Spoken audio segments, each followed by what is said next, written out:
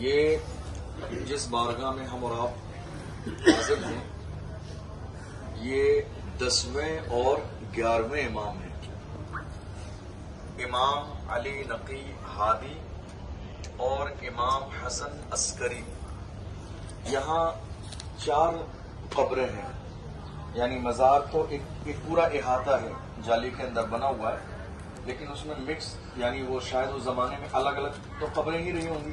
لیکن وہ احاطہ چوڑا کر کے ایک ہی بڑی قبر اس طرح سے بنا دی گئی ہے اور راؤنڈ میں جالی سے اس کو پیک کر دیا گیا ہے، جس طرح یہاں قبریں ہیں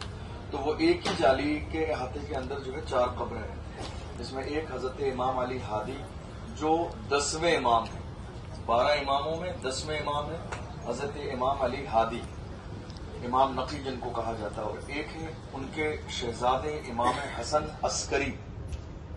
اور ایک ہے حضرت امام علی ہادی کی بہن سیدہ حکیمہ خاتون،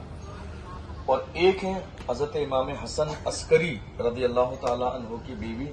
سیدہ نرجس خاتون، یہاں نرجس کہتے ہیں، ہماری زبان میں نرگس کہا جاتا ہے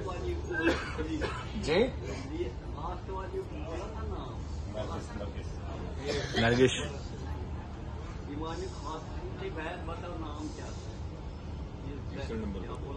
صبر، میں بتا رہا ہوں صبر، یہ ونان تو بوزان یل پتہ روزان اس پتہ الگ ونان، پہلے سب سنو، اگر کسی کو کوشچن رہے گا لاسٹ میں انفرادی طور بول سکتے ہیں آرام سے۔ کشمیر کے لوگ اصل میں تھوڑا جلد باز ہیں، سننا نہیں چاہتے ہیں، مسئلے بتانا چاہتے ہیں بیچ میں، سن لو یار چچا، جو بات بتائی جا رہی جو نہیں سمجھ میں آئے اس کو دوبارہ پوچھیے، بات پوری تو ہونے دیجیے۔ تو یہ بہت بڑی بارگاہ ہے اور آپ کا تعلق اہل بیت سے ہے۔ حضرت امام علی ہادی جن کو امام نقی کہا جاتا ہے